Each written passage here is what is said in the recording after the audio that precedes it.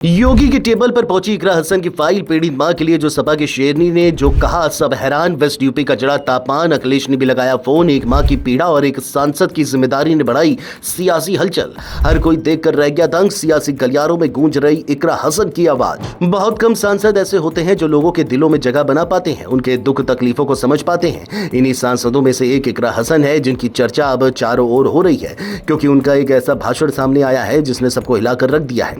यहां तक कि योगी सरकार पर भी सवाल उठाए जा रहे हैं, क्योंकि इकरा हसन का जो मैटर हुआ है, उसने गांव की चौपाल से लेकर लखनऊ के गलियारों तक नई बहस छेड़ दी है। राजनीति में आरोप लगना कोई नई बात नहीं, लेकिन कई बार कुछ शब्द सीधे लोगों के दिल में उतर जाते हैं। इस बार भी कुछ ऐसा ही हुआ, क्योंकि जब इकरा हसन ने कहा कि एक मां मेरे घर आई और रोते हुए इंसाफ मांगने लगी, तब मामला सिर्फ राजनीति का नहीं रहा।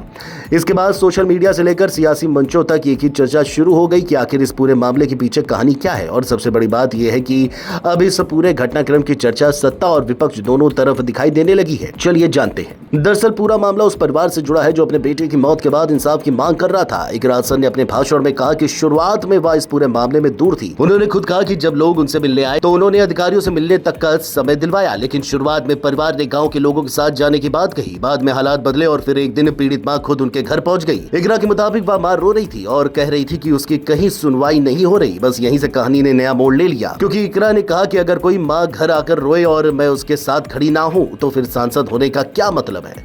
यहीं से इकरा हसन के बयान की सबसे ज्यादा चर्चा शुरू हुई। उन्होंने मंच से साफ कहा कि उन्होंने किसी धर्म या बिरादरी के आधार पर नहीं, बल्कि इंसाफ के आधार पर कदम उठाया। उन्होंने कहा कि अपराधी की कोई जात नहीं होती और किसी एक व्यक्ति की वजह से पूरी बिरादरी को बदनाम नहीं किया जा सकता।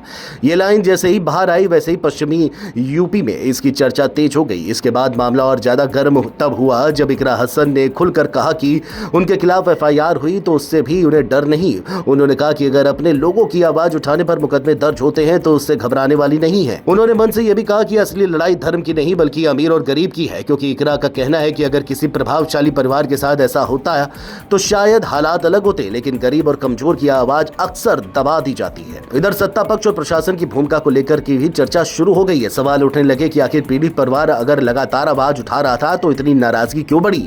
वहीं दूसरी तरफ विपक्षी खेमे में भी इस पूरे मामले की चर्चा बढ़ गई है।